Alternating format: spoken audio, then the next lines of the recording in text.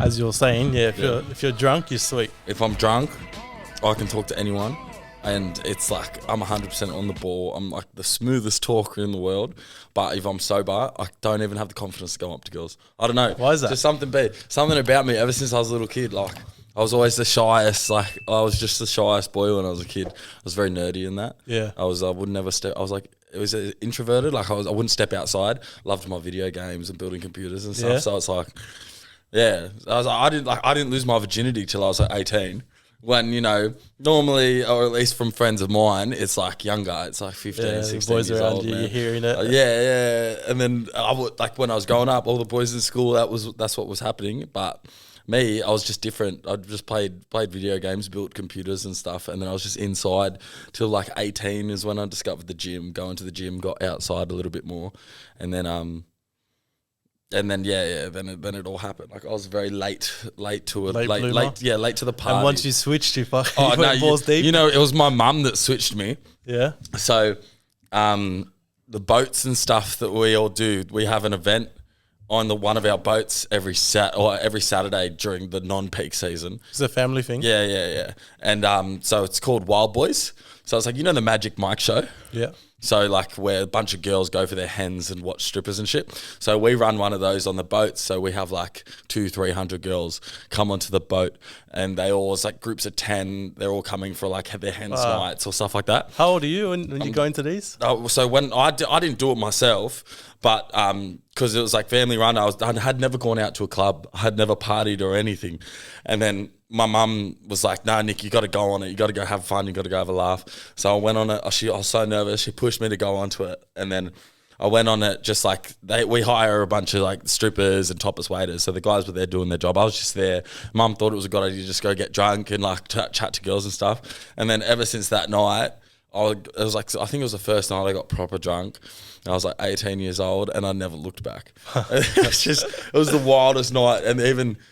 After that, me and like a bunch of the boys, we all went out to party, and then I don't think I ever was home for a weekend ever after that. Yeah. Your mum turned you. Yeah, blame my mum on all my mistakes when it comes to partying. All the girls is heartbroken, blame his mum.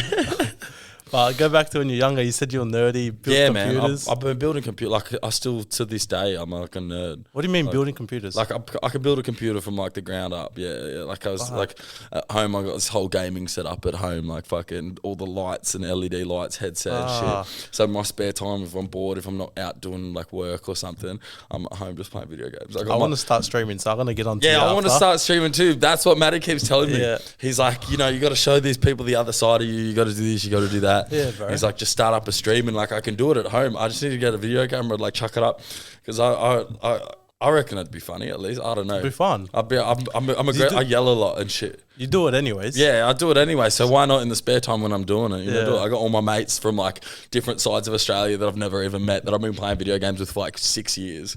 What'd you play when you were younger? Like Counter-Strike and stuff. PC? Yeah, PC my whole console? life. Nah, I don't like console. Seriously? I think the last time I played console I was like 15, and I played Call of Duty on the Wii.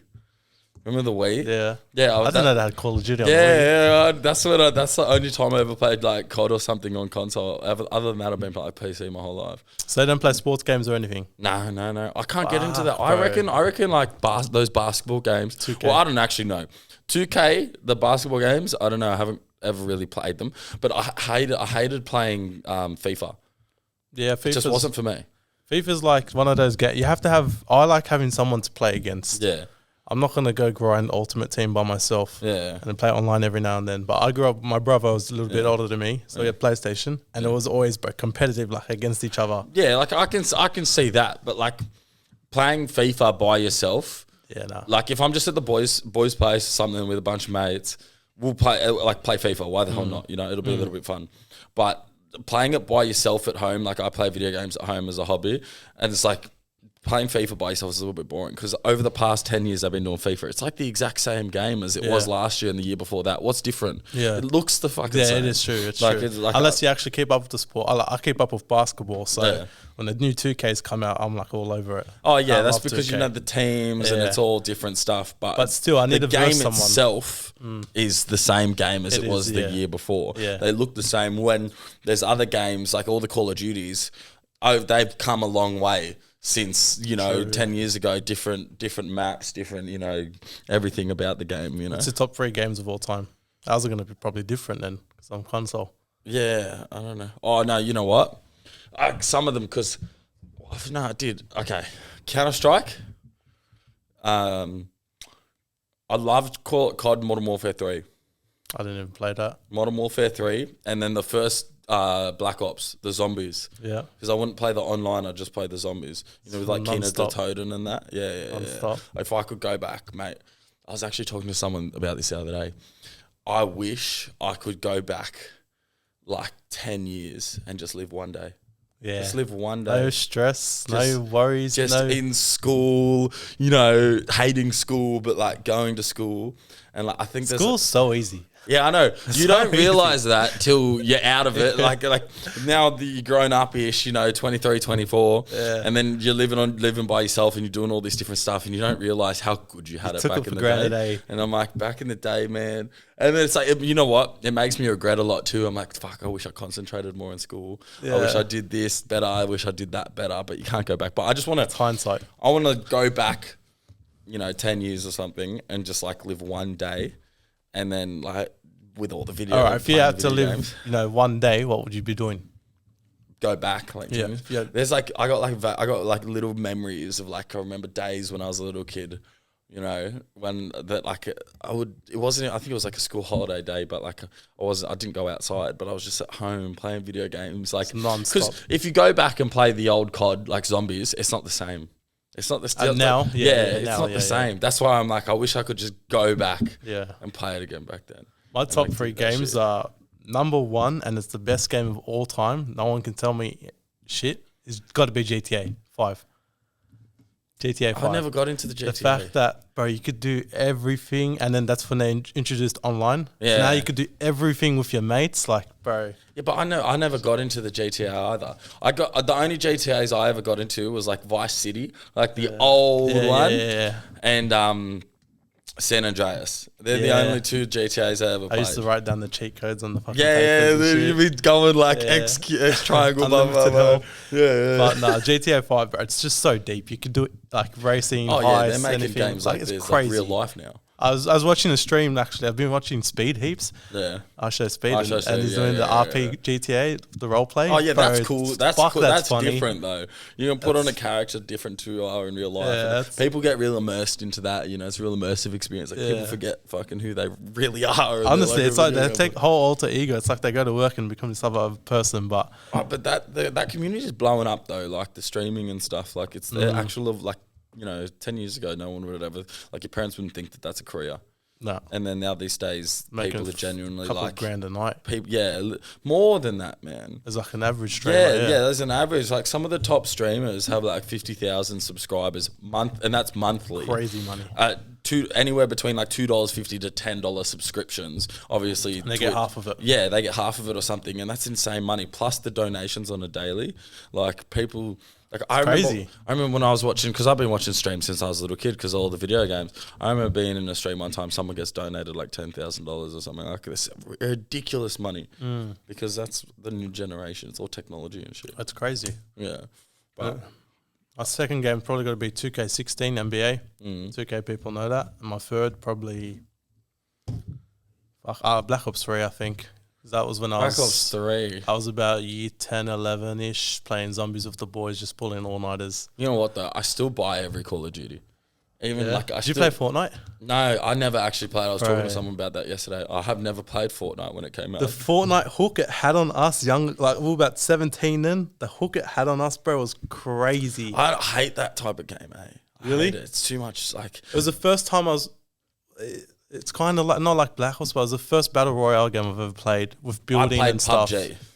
So I never played any of that. PUBG was my favorite and probably only battle royale. That's probably why I don't like the COD battle royales because they're too. No, you know what I don't like? Everything's too fast. So fucking Fortnite, like the kids are doing things I've never seen before. Yeah. Like how, when Fortnite first came out, people obviously couldn't do it as fast as That's they can when I do started. it today. Yeah. So that was a little bit easier. I think I played it like once or twice, so it wasn't as bad. But there's no way I would ever open up that game today because I can't play it now. I wouldn't be able to stand a chance. Like they're pressing $1 million buttons at the same time and making all these buildings come up and stuff. But the rise of Fortnite was crazy. In its prime, bro, at the start. I don't know, like, I was at an age where I was chasing girls and I was posting fucking a Fortnite win on my story. Like, what are you doing? No, but you know Like, what? That's funny. A lot of like I know a lot of like my mates and stuff that no one would ever think they play video games and shit, but they still post like, oh, who's gaming the win, on Fortnite? because it's such a big thing. You know at the what time. though? It's just part of like our boys' nature. Like you could be like the sickest cunt in the world. You could just be like the most manliest man. But we, in our heart,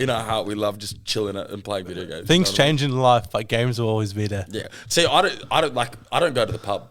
Like, you know how some boys, like, they go to the pub, have a beer. I hate drinking beer, for one. Same. If I'm getting drunk, if I'm drinking, it's to get drunk. I don't casually drink. Yeah. And so it's like, for in my downtime or on a weekend or something, or when the long day at work finishes, how boys go to the pub, have a schooner or whatever. No way. I've never stepped foot in a club, in a pub. It's just not me. I don't know. I don't know, something about me. I guess it's just not me.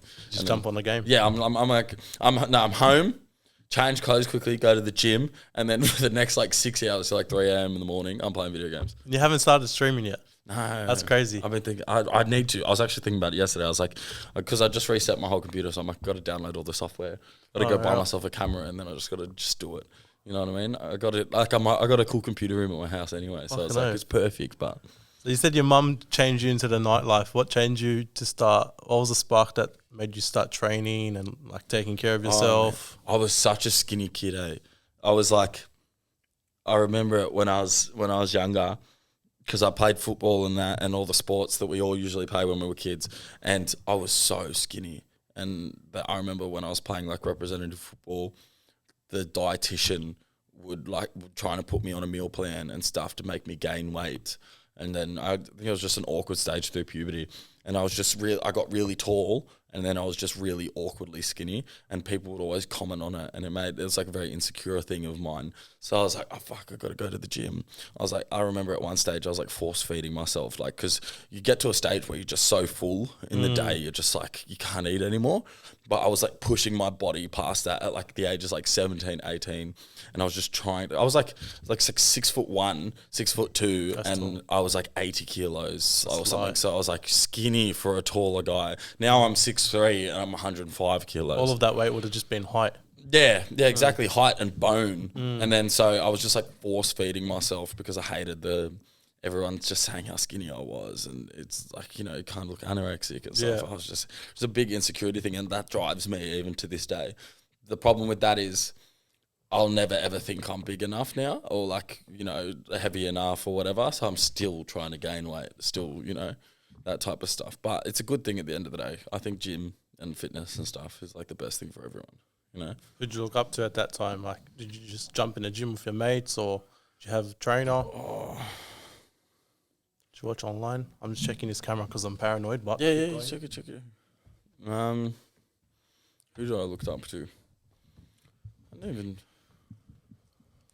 I think I did it more for me, eh? I feel like now, if you want to jump in a gym, bro, just open up TikTok. Yeah, look up some things. Everything that I know about fitness is through online, YouTube. Yeah, so you taught yourself and stuff. YouTube, and then just like learning the hard way, like, personal experiences. Like if something's bad, like I've trained everything, all a bunch of injuries, and used to train do deadlifts the wrong way.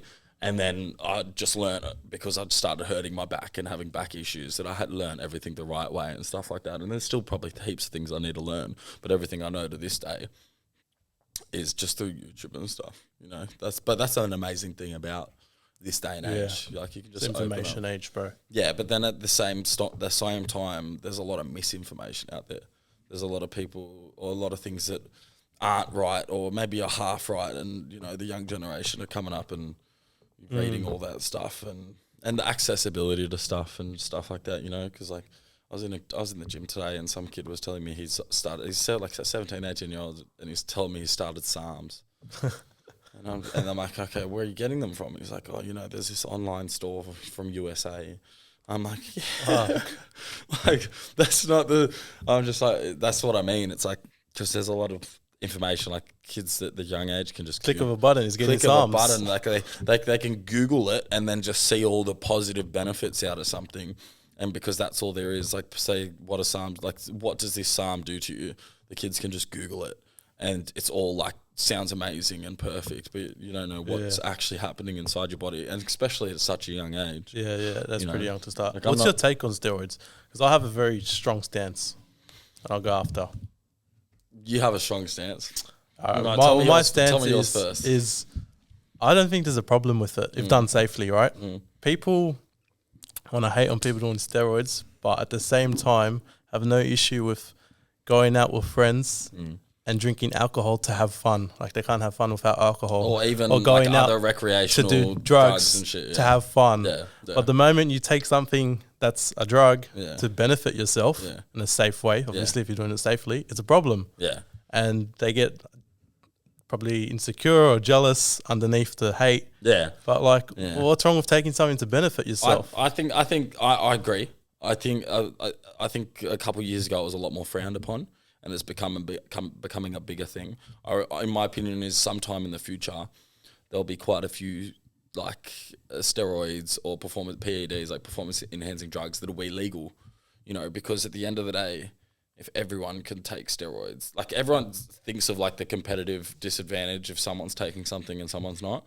Well, at the end of the day, if they're all legal, different story as well. If you're competing, or you know doing something. But then I understand the fact about this is natural strength. You know, if you're competing in a strength contest or something like that, you know, you don't want your body. But then just an average bloke, but who's using and says like, all right, bro, I take this, and you know, I don't have anything against like steroid usage or anything. Obviously you should do it the right way. I'm not I'll tell you do it the right way, but if you do it the right way or not, that's up to you.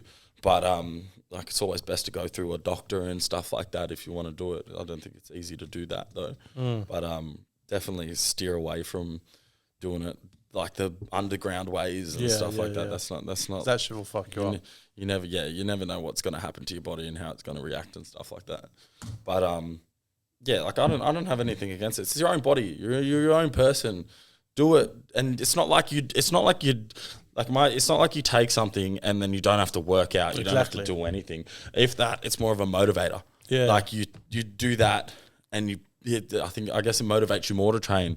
And then it's not like you're just sitting around and looking amazing. You're putting in even more work. Putting a needle, not doing anything. Yeah, you're more. I'd definitely don't do it if that's what you want to do. Take something and then just sit around and not put in the work. But man, most people that take something, they're putting in more work. They're eating the right things. They're even going harder for that goal. So it's like all power to them. You know what I mean? One day I get consistent in the gym, I might, a couple of things give me a little boost. But we talked about footy before. You said you played under 20s and that. Yeah, I did trials for under 20s, West Tigers, and I did the development squad and Harold Matts and all that stuff. Football's like, I love football, But, still watch it? You know what? No, I don't, because I miss playing it so much. Yeah. And I say this to a lot of people. I can't really watch it because I want to be on that field. I just want to go back to playing it, but it just wouldn't be the same anymore. Yeah. My body can't take that beating. After having so many years off the sport, it's not like you can just jump back into it. And then you got to kind of have commitment. Like, I work on weekends and stuff. We're very busy now that we're older. It's not like I can commit to training. It's 2 nights a week at least, and then that's Sunday. That's game. That's just if you're playing just a regular old league, in the community. Yeah. Like, imagine if you're trying to go even further. And then it's never any guaranteed money or anything, I know people that have been trying to play rep for years and they're older than me, and, they're just trying to juggle the life of not really getting paid any money because they haven't made it to first grade and having a job on the side. Like, that's a big sacrifice. Yeah, it's a massive, good on them for having that heart in them. But I just, now that I stopped playing due to injury, I can't. I stopped playing a couple of years ago because I injured myself, and then after 8 months off the game, started working and everything. It just wasn't worth am I gonna make it? Maybe I'll make it. I'll quit work again and I'll go back to playing footy. What's the biggest takeaway you reckon? Of what? From playing football, being in that grind? Oh man, the grind transferred into other things. Team sport, 100%. Just working with a team, having that group of mates.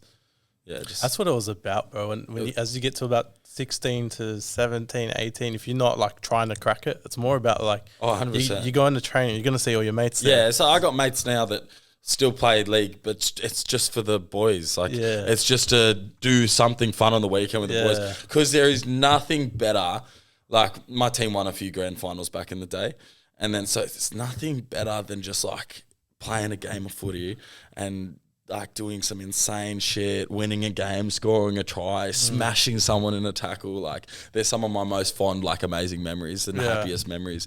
It's just little things like that when I think back, and like I think I still got videos on my phone of just smashing someone in a tackle, and I'm just like, that's funny.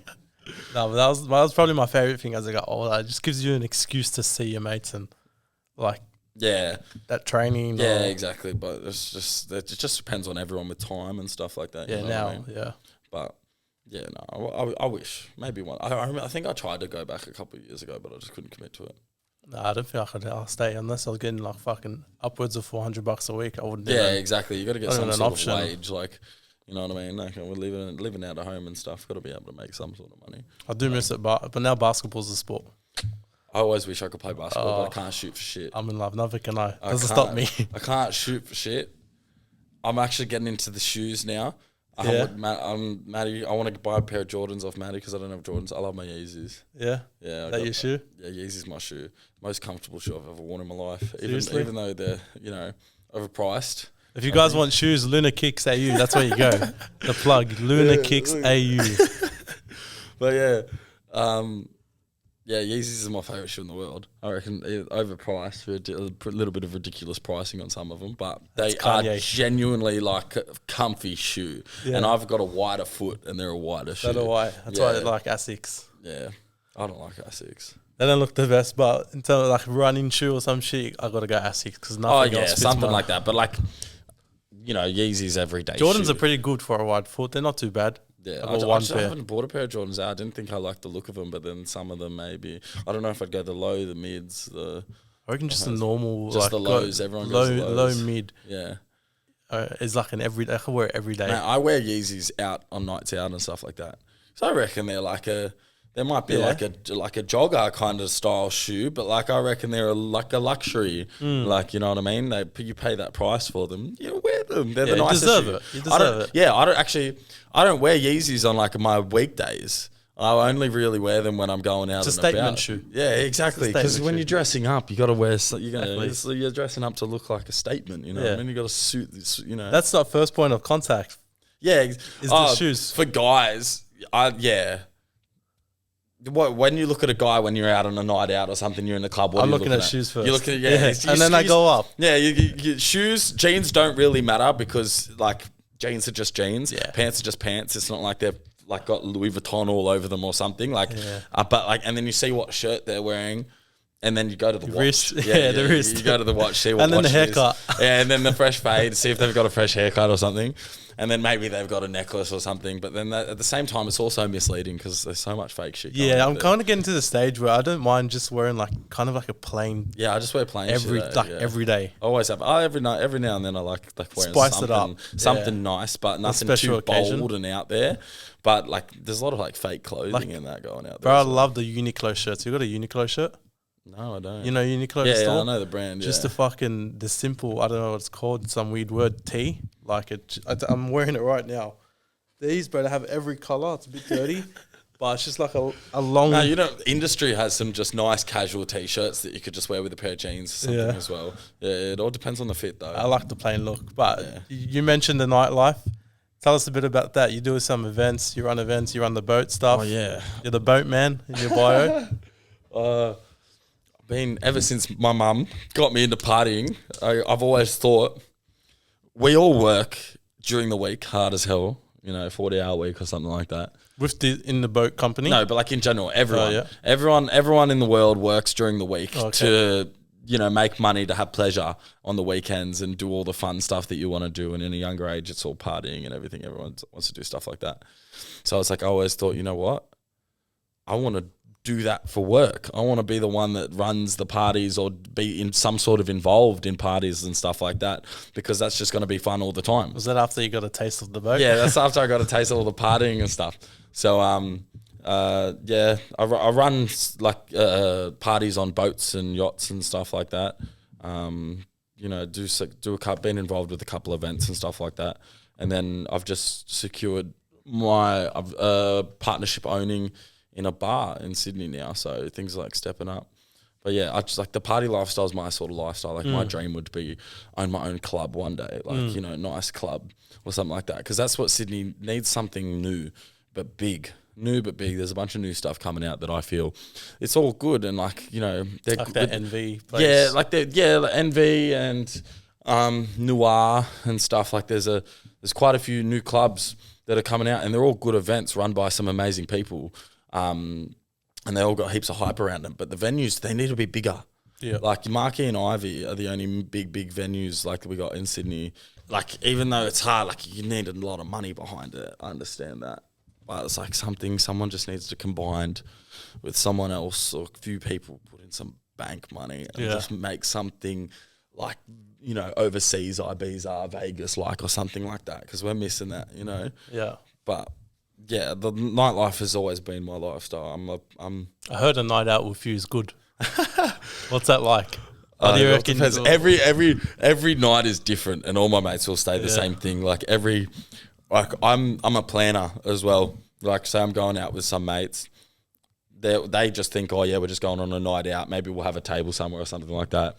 And then I plan more than that. Like I'm always like this. It always carries on. It never stops. The party. I go on adventures. Yeah. That's what I say. When I go out, I haven't actually gone out in 3 weeks though, which is a really good break for me. My body. Is that a record? Yeah. My body needed it. I've been like, I think the past like 3 Sundays, I've been awake before lunchtime. It's like the first time in years, and I'm actually very proud of myself. But like, I need to learn like the balance a little bit more. Put that to the weather, huh? Yeah. Shit weather. But I need to learn a balance a little bit more. I know that. But yeah, I like going on adventures when I go out. Yeah. Like I'm planning on what's next and next after that and next after that. Yeah, I love a good party. There's some wild things. When you manage an event, what are you doing? So say for this weekend, I have a group of boys that I know booked out a boat. I'm just there making sure the clients are happy, man. I'll do anything, Like I'll do anything. We have staff members there. It's just running an event, full stop, an event manager, like operations manager of the venue type of thing. That's, you know, I'll be there doing whatever, just making sure it all goes smoothly, making sure everyone's happy. I'll serve at the bar. I'll clean the toilet. Like I'll just do whatever is needed just to make sure it's all running smoothly. Oversee staff, make sure that they're all doing the right thing, you know, and then, like with other events, like just making sure, like exposing it on social media, making sure people come in, you know, trying to get tickets sold and stuff like that. You know, the party life is the life that I want. Like I want to be involved in, I want to work. It's a hard lifestyle to be in though, because at a young age as well, you get distracted with all the fun. Yeah, you get lost in it. Yeah, you get lost in the sauce. So it's just like, you're just partying all the time and not actually focusing. And I know I've made that mistake, and I'm still trying to learn from it, and I'm still trying to grow up a little bit more. But, you know, you got to learn a balance. Like you should be, I struggled with being able to be at the party and like enjoy it without drinking and stuff like that. Yeah. But I'm learning that more and more now, being able to go out and be there. And it's not necessarily like get drunk or anything like that. Just be there, have a good time. I think a lot of people will struggle with like going out and just staying sober, but still having fun. Yeah. Like you can have fun in your own skin kind of thing. You know what I mean? And people definitely struggle with that. I know I do. Yeah, I think a lot of people do. And you notice that like if you are sober and you watch everyone else. Like, yeah, it's so sober funny, and just watch everyone else and like, are they actually having fun? Yeah, because some people look like they're not actually having fun. Yeah, I know, but that's Sydney. Part of it. That's Sydney as well. There's I think Sydney. Have you travelled much? No, I haven't actually. I was meant to travel. So when COVID first started, I was turning 20. I was turning 21 in April, and so this was like 2 years ago.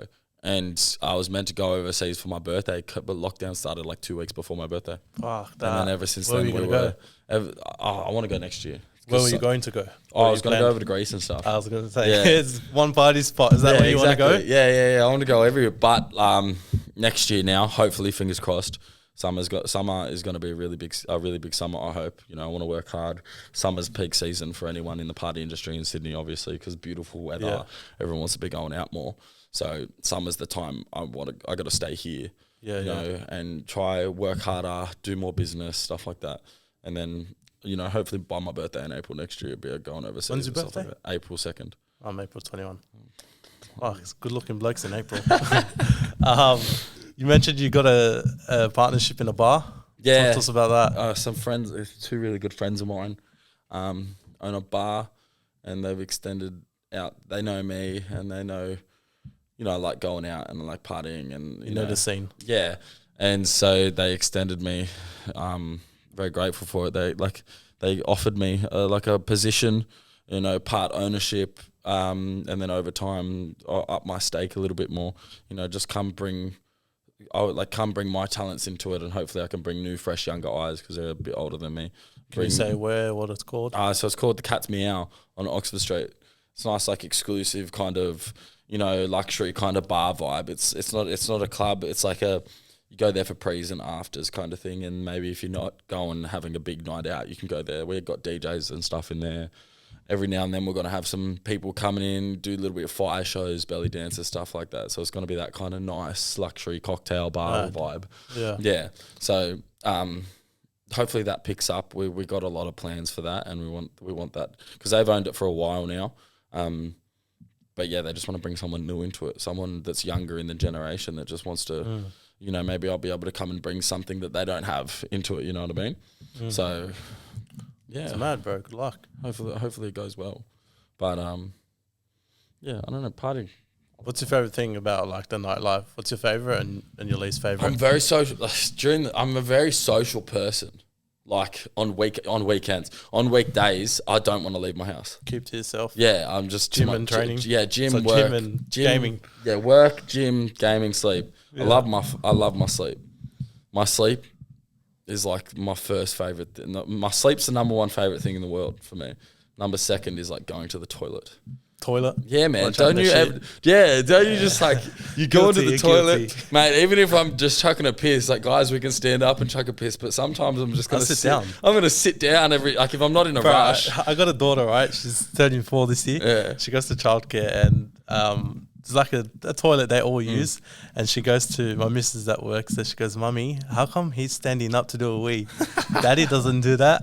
Because any reason to go to the toilet, I'm gonna sit down. And I'm just gonna have my phone, and it will piss in 10 seconds. Yeah. But then I'll sit there with my pants down on the phone for 30 minutes, just like relaxing. The toilet is the most relaxing seat in the world. Spot. Oh, it's the sacred spot. 100%. Going to that's what I mean. My legs get numb just from sitting there. Yeah.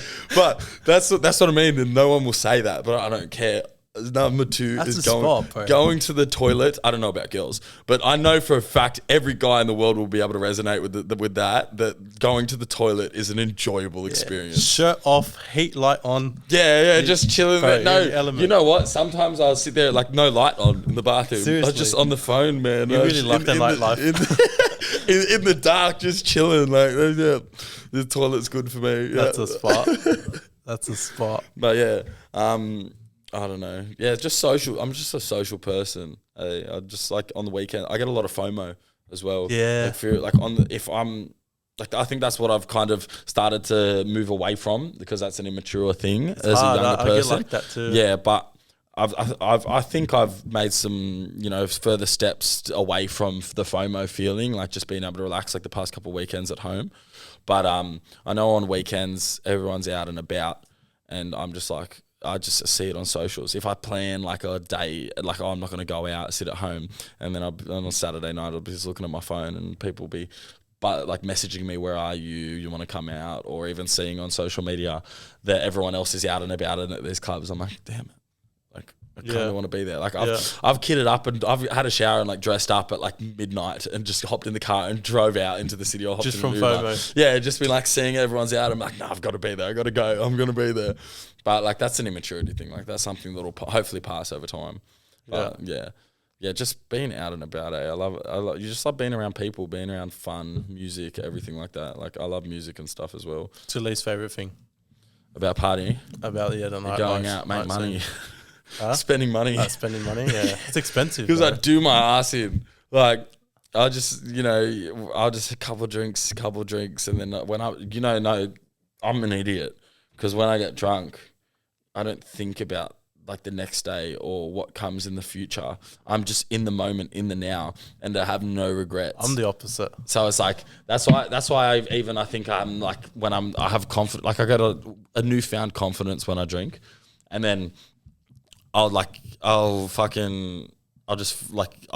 care about anything. I won't care about anything that I do. I'm like, nah, I'm just gonna do it. Don't care about the repercussions that come the next day. And that's why usually when I'm hungover the next day, I don't look at my phone for like 24 hours. Yeah, because I'm like, shit. You don't want to see the damage. I'm like, shit. What did I do last night? I don't know. Like, damn. I'm the opposite, bro. I'm bad. I'm like a mad tight ass. And I don't know. I think my situation as well. Yeah, I'm a tight ass as well. I think everyone's got a little bit of tight ass in them. Yeah, everyone's a little bit like that. But like after a few drinks when I'm drinking, I forget. It's just all out the window, and it's like let's just spend my whole bank account. Yeah, I'm like shit, and the next day I'm like poor. Fuck shit. Shouldn't have done that. Yeah, I'm like fuck regret. Yeah, and that's what I mean. Like going on the adventures that I go, like I never want the party to stop. I never want the party to stop. So I think overseas would be a disaster for me because you know how they party till like 10 a.m. in crazy the sun up. Yeah. It's like what do you reckon's the best party city? Oh, I don't know. I would have to travel overseas, but where I want to go, I don't know. I just had a bunch of friends come back over from like Ibiza and stuff like that, and there's everywhere in the world has somewhere like something different about them and stuff like that. That's why I think traveling is like very important as well. You need to get out of where you've grown up in. Like I know friends, like I'm planning on traveling, but I know friends that don't plan on and they don't really care for it. I'm like experiencing the world is like the best thing. You don't realize how small we are compared to the rest of the world. Crazy, like we are in a tiny, like Australia's a big land space and could hold so many people, but like we don't have a lot of people here really compared to like other places, and it's like crazy how big the world is. You know what I mean? Like when a friend of mine was over in, I think it was like Arizona or something, maybe like a month ago. He sent me a video. No, he FaceTimed me on my phone, and then I answered it, and he was showing me he's in Arizona. He was at a bar with some girls, and the girls knew me from the Love Island TV show from all the way over there. I'm like, that's ridiculous. Like that's crazy, the reach that like things have. You know what I mean? And there's someone over on the other side of the world that knows you and shit. I'm like, that's insane. That's mind fuck. Yeah, I know. It's crazy, like how small we are compared to the rest of the world. Let's talk about Love Island. How'd you get on there? What's the process? No, mine was a very fast process. So I think everyone else that I've spoken to from the show, they knew for like 6 months that they were going on the show. They were just signed NDAs and they couldn't really talk about it or let anyone know. What I think the story was. So mine all happened within a week. So I was flicking through Tinder. You love Tinder? No. I was just flicking through Tinder just with my mate. It was during COVID. So I was at my mate's place, and it was during lockdown, and he had a gym at his place. So I was just going to his to go to the gym, and then I was flicking through Tinder, and the Love Island ad popped up, and I just swiped yes on it. And I was like, Love Island ad. Yeah, so they partner with Tinder, and and then so what I was thinking that I think someone dropped out of the show, maybe stopped being able to do it because they contacted me the next day. I had to send them all this different stuff, photos of myself, interview video and all this different stuff. And then the next day after that, I got into the next stage of interviewing. And then like 7 days later, I had signed all the contracts. I was like on a plane going up to Byron, going to quarantine. What the fuck? So it all happened within like 1 week, and then 2 weeks, and then I did 2 weeks quarantine. Then I was on the TV show. So I knew like it all happened so fast. That's why I think maybe someone dropped out and they needed someone urgently, or maybe they just didn't find someone or something. Yeah. But everyone else on the show knew 6 months before that they're going on the show and stuff like that. And I was like to prepare. Yeah, mine was just like that. I remember. Because you can't wear any really branded clothing on there. You can't be supporting like other brands unless it's like the sponsored brand of the show. And then so I was like, I remember that week I went on to like the Iconic and I spent like $1,500 on like new just plain clothing and all this different stuff, hoping that it would come before my flight the next week and stuff like that. It was a crazy experience. was a great experience though. Had you ever had pre-thoughts of thinking I want to go on that show? Did you watch it? No, I don't even watch it. I don't watch TV. I don't watch normal TV. Like we all watch Netflix or something. Yeah. But like I don't. My TV at home isn't even plugged into an aerial. I don't have one as well. Like I have a TV, but it's not plugged into an aerial or anything. It's just there's the streaming stuff. There's an Apple TV smart thing TV, on it. Yeah, smart TV, and I just connect my phone to it, and then I'm also. Mine's my PlayStation. Netflix stand. Yeah, that's like. But obviously I knew what the TV show was. I think majority of people know what the TV show is, but I don't know. It was just like it was while in lockdown. It was like we couldn't leave our houses. It was a paid for holiday. Like it was pretty much like they paid me like a weekly just average salary just to go up there and have a fucking holiday while we were stuck at home. Everything's paid for. Like accommodation, food. Yeah, everything. And I was like, why the hell not? You know? I was like, who wouldn't? Especially during lockdown. Yeah, especially during lockdown, it was just like a why the hell not? But even like, I know a lot of people like frown upon it, and a lot of people kind of make fun of people, or like they turn down the opportunity because maybe it makes them look a certain way or something like that. I'm like, man, who cares? Like, just go on the show. It's an experience I guarantee people will regret if they didn't do it. You know, I know girls and stuff that said they got the opportunity to go on it, but they turned it down. I'm like, why'd you turn it down? Because it's just a great opportunity. It's something to experience in life. The way I see it, if you're worried about like the look it gives them or what they're going to do in it, that's just they're worried about amplifying their personality to the world. If you're not a bad person, why not? If you genuinely believe you're not a bad person, then go do it. Like if you go on there, be yourself and do what you're comfortable with. It's the problem. Like, and even if you're like some of your ideas are a little bit dodgy, like so the way you think about things and stuff like that, mate. Not everyone in the world is going to hate you or dislike you. You know, you're always going to have some sort of fan base, people that like you, people that don't. You know what I mean? So I think why the hell not go do it? And I went and did it, and I would never turn back. Like I was like, hell yeah, why not? Would you do it again? Yeah, I want to go on Too Hot to Handle. Put me on Too Hot to Handle. I fucking tear that place up. Yeah.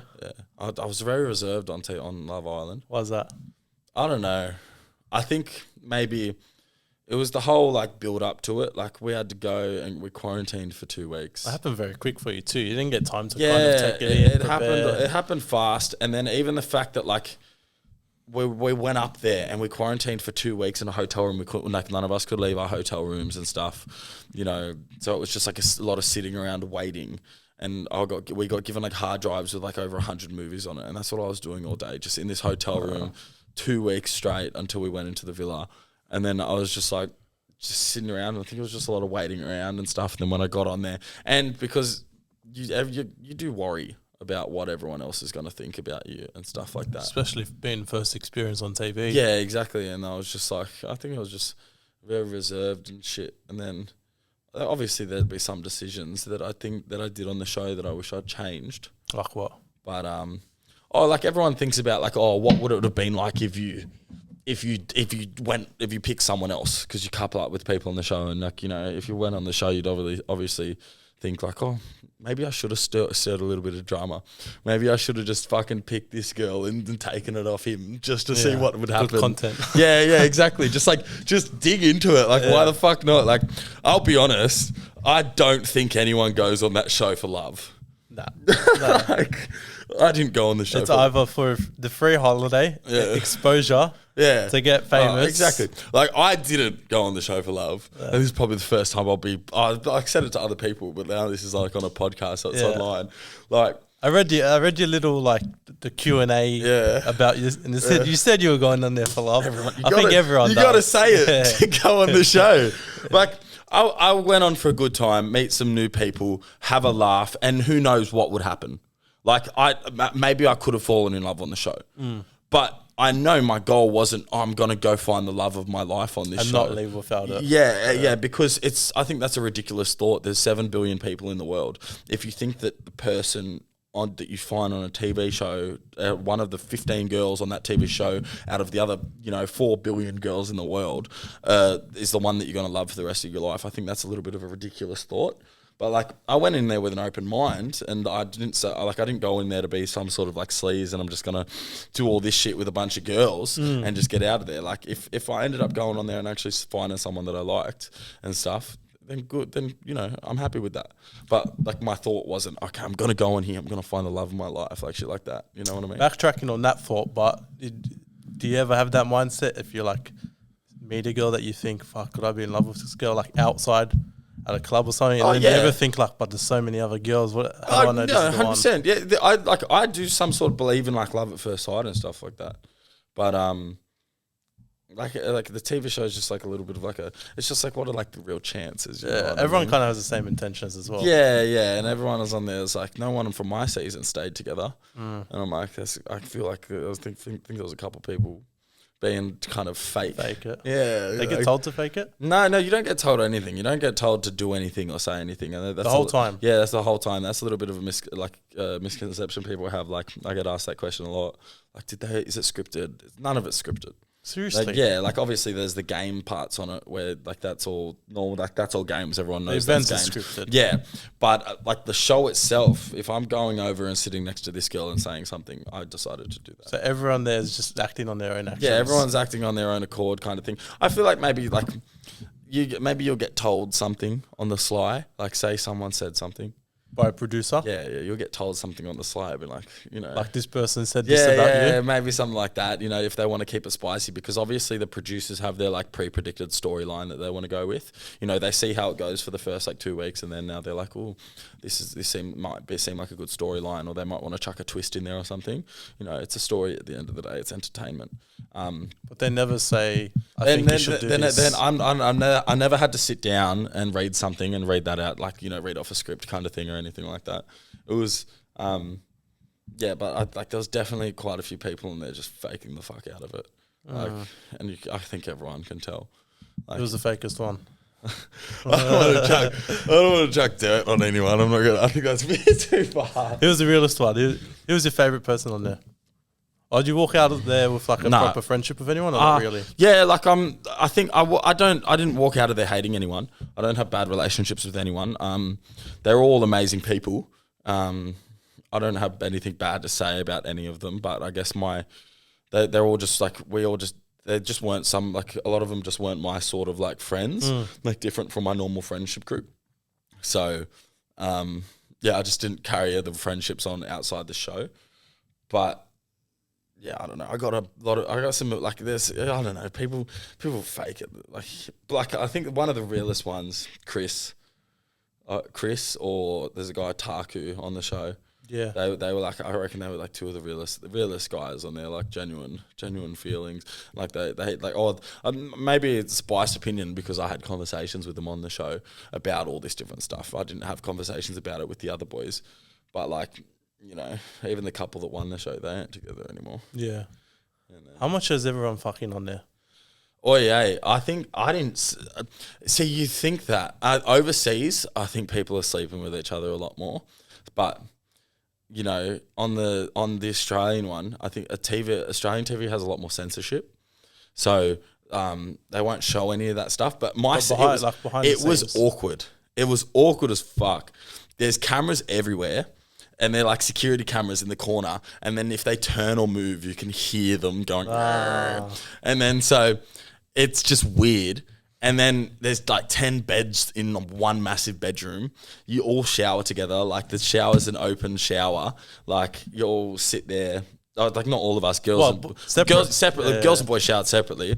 But like, you know, it's just like one big shower. Even this day and age, like you don't really shower in an open shower with guys. Yeah. And then... It was just like, and then the bedroom. So there's like 10 beds in one room. There's all cameras all over the place. And then so when you go to bed, you put your microphone, take it off, and you put it next to your bed. And then while you're sleeping, they'd come in and change the batteries and leave it there. So while you're sleeping? Yeah, while you're sleeping, the staff member, because the staff member would come and clean the place too in the nighttime and stuff as well. This would be the only time that we weren't there, or like we weren't in the main area. And then so we'd put our mics next to our bed. And then the thing is... So, because you know, you have to protect everyone and you have to protect from lawsuits and stuff like that. So you have to say, I consent. before you have any like sexual stuff or anything like that, which is fine. Like obviously that I understand that, you know. But you're like mad hooking up and then you say, "Hang on, I consent to the microphone." But it's just weird because you would say you'd be in bed in nighttime, all the lights are off, and then you'd just be like, obviously, like you're not gonna. Your first thought isn't, okay, let's lean over to the microphone and say I consent, and then and if you're saying that, everyone can hear you. Yeah, and then go back to doing what you're doing. Like you're not gonna do, like you don't think about doing that, and then if you don't do that, and then you start hooking up, and then you know getting a little bit touchy, they'll go over the PA system and they'll be like, Nick, you forgot to say I consent. And then everyone hears it and then everyone laughs. And then so it's just an awkward situation. Like it's fine to do it. You just got to do it the right way, which is completely understandable. And I understand why they have it like that. But it just creates awkwardness. How many times that happened to you? Did it happen to me? I think it happened to me once. No, I don't know if it happened to me. I don't think it really happened to me. It was just weirder from the first place. Like, there's 10 beds or something in this one room, and it's like everyone else can hear what you're doing. Like me and the girl I was coupled up with were kissing in the bed one night, I remember, and I think we were kissing quite passionately, and then it was very loud, and then everyone, like someone yelled out "shut up" to us, and then they said that we sound like horses when we kiss or something like that, because we were just like real into it, and then so it was just like it's just awkward, you know what I mean? Everyone can hear what you're doing. I remember one night I think everyone was just about like falling asleep. People were already asleep, and then we were in bed, and I was like, I'd look up, and then all I see is someone climb on top of someone else in the bed across from us, and I'm just like looking. I'm like, look at this. Like a child being an idiot, the way I am. And I'm knocking over to the person next to me in the other bed. I'm like, look at them, and you can see that she's on top of him. Going at it. Yeah, and it's just awkward, eh? And then because it's like, yeah, I don't know, it's just weird because everyone's noticing, and then you know, it's like. It'd be pretty shit sex as well, you know what I mean? Like trying not to be loud. It'd be like real shit sex unless you're like committing to it. And it's like fuck it, let's give a fuck. Yeah, just shoot like a porno and just everyone throw the sheets off and make it some massive orgy or something. Like it's just weird. It was just. You reckon that happens overseas, mate? There's probably some crazy shit that happens overseas. Like you know, you can't drink on the Australian Love Island at all. We had one drink a night. One alcoholic beverage a night. I got drunk on the show ish. How?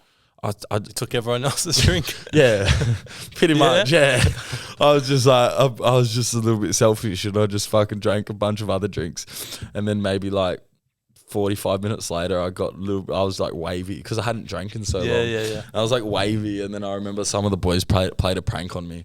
And then I got really angry and shit, and I kicked a chair, and there was this big blow up and stuff, and then they sat me down in the corner because that's not allowed to happen. The boys or the producers? The producers sat me down in the corner, and I was like, I understand why it's meant to happen, you know, if you can't. In case something. Yeah, in case something bad happens or something like that, and like you understand why. But yeah, that happened to me.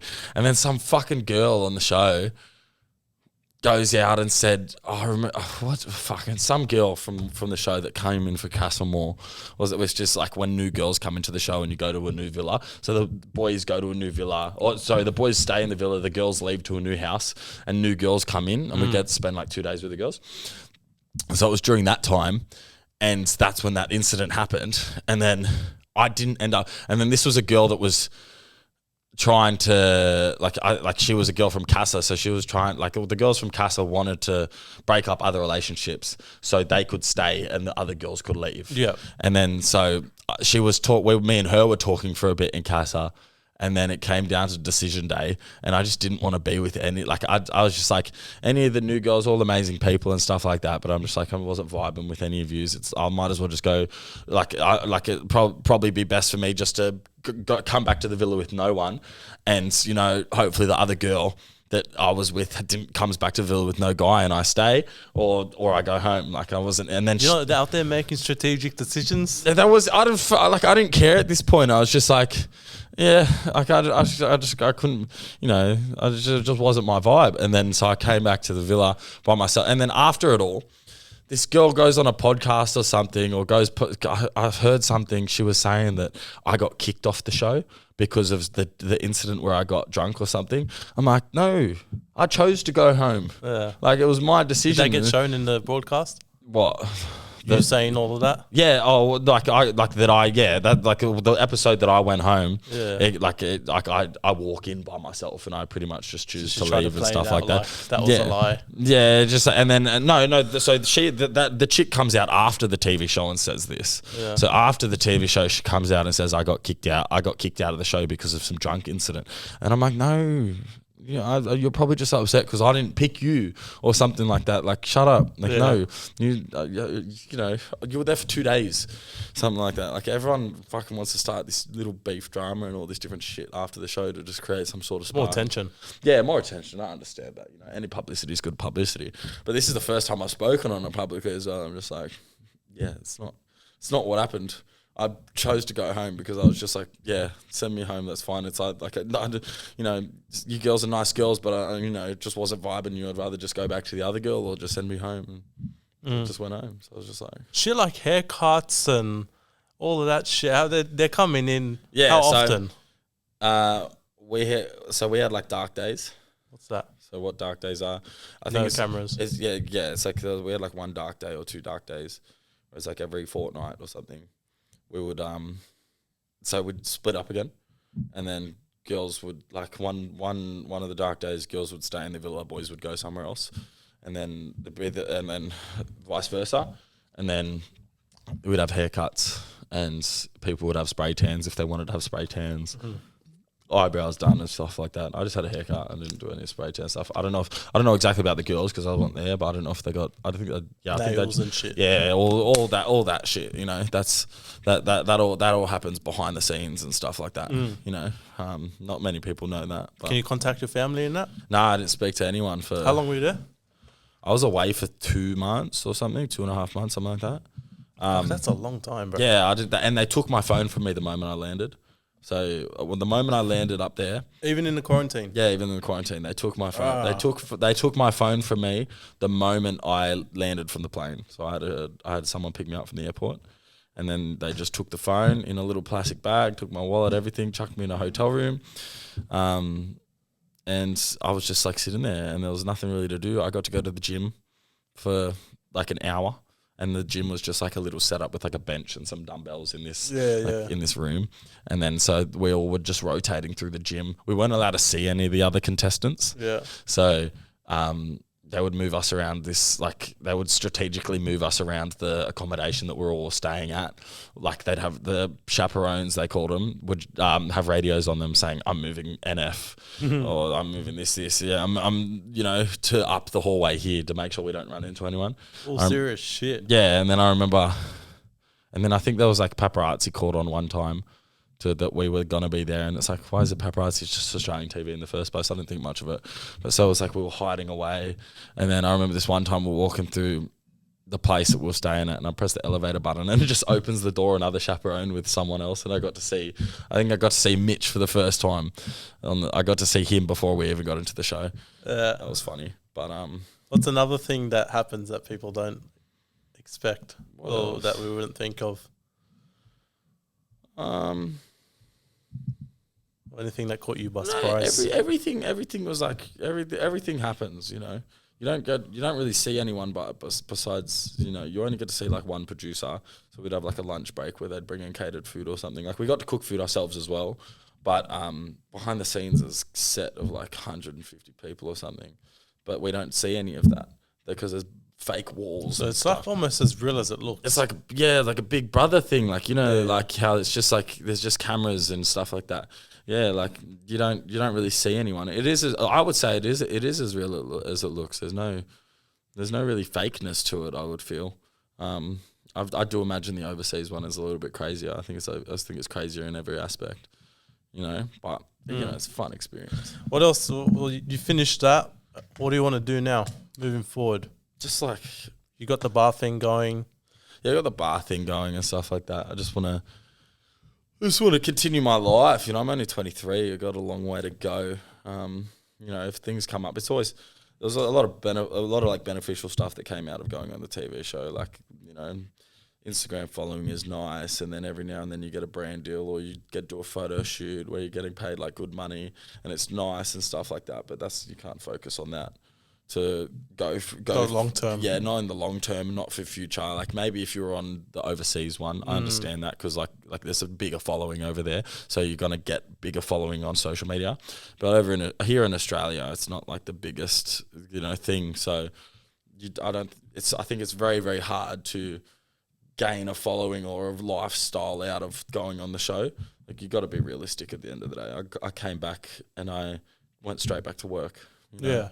And then the other stuff was just a bonus, sponsorships, free clothes and stuff like that. That's just a bonus. And that's not living a lavish life where I'm getting all this shit. No way. It's just, it's just like normal shit. So plans just go back into, just go back to normal life. Grind. Go back to partying. I've always wanted to start acting or something, eh? Mm-hmm. Yeah, because I did stunt doubling for a Marvel movie. Which one? Do you know Shang-Chi and the Legend of Ten Rings? Yeah, yeah. You know Razor Fist? Wow, which one's that? You know the guy with the big sword as his hand? Mm-hmm. So I was his stunt double for like 4 months. Wow. Yeah, so that was like 2-3 years ago. What was that like, being on the Marvel set? That was crazy, because that was a crazy experience as well, because that was a last minute thing. I was on a boat with my mum and I was getting drunk. And then I still have the video on my phone, actually. And so a friend of mine owns a talent agency, and he gets all those gigs. And then I think they had a stunt double for the guy, but I think he turned out to be a dickhead or something. And then so they got rid of him. He was just hard to deal with. Yeah.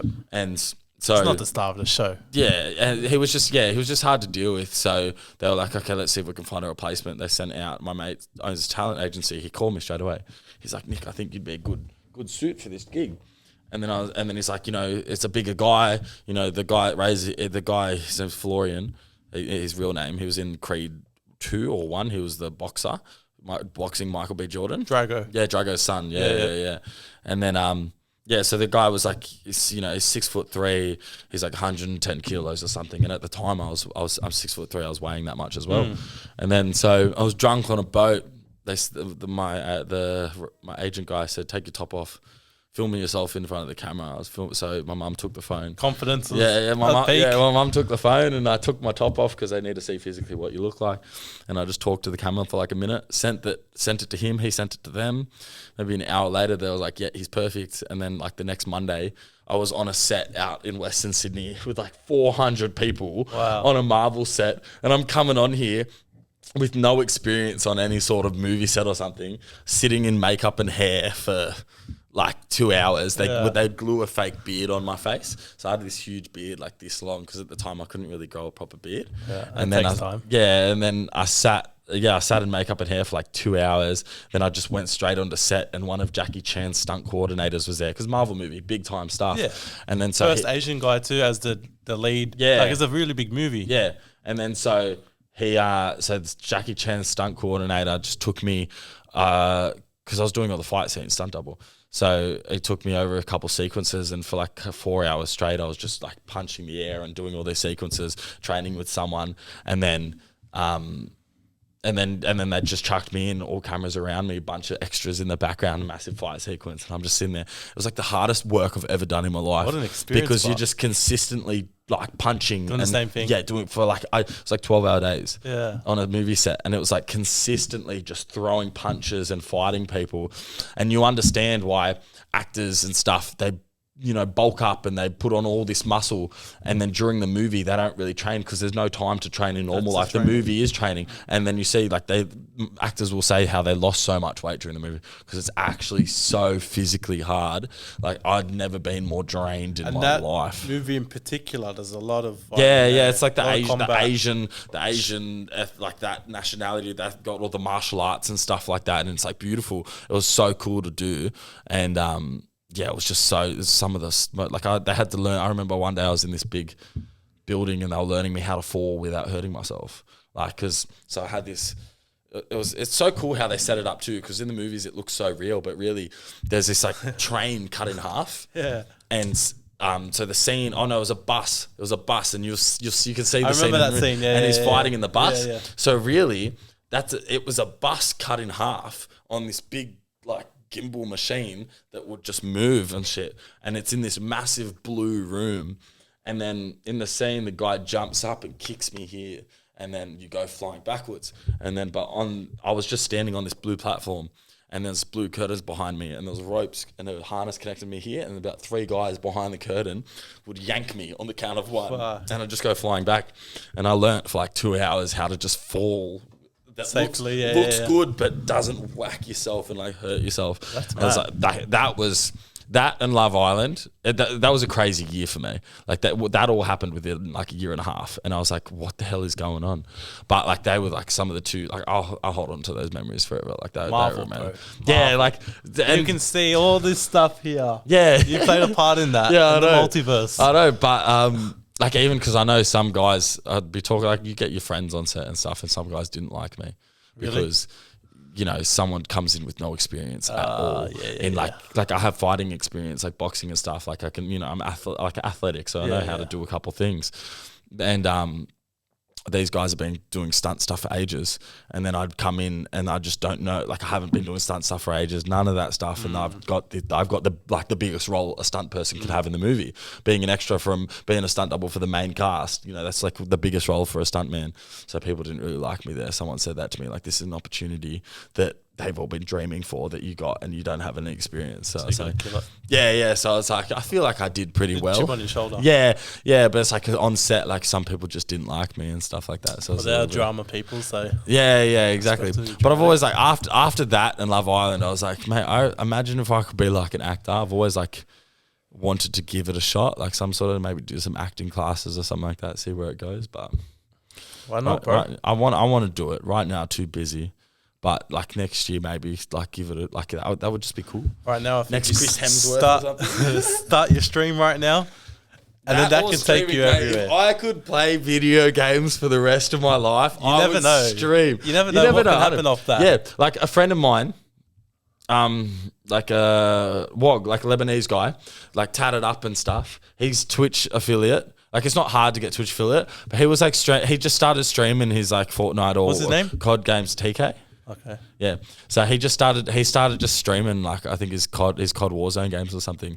He's got like 50 concurrent viewers, and he's got Twitch affiliate. And it's like it's not that hard to get. Yeah. Like it's really not. If you just chuck up the stream, I'm just gonna chuck up the stream, put a camera on, and just yell at my mates like I normally do. Yeah. And I feel like maybe, I have a mate that does he does footy like can't really say, but he commentates the footy. Yeah. Shout out Hectic Fred, where he gets like 300 concurrent every stream. Yeah, exactly. So it's like because there's so many people in the world watching that shit that it's like why the hell not? You just gotta The bad thing about us is the time zone difference. Yeah. So like if I was working all day, coming home and streaming in the night time, like the time zone difference overseas. The big market in America at that time, it's like midnight for them. Yeah, exactly. So their prime time would be like hour 11. Yeah, exactly. PM. And so like the biggest, like the most people watching on the website at one time is at like lunchtime for us or something. That's all right, like bro. that. I reckon we take over the Australian market. Yeah, you're gonna see like there's some big Australian YouTubers and stuff. Yeah.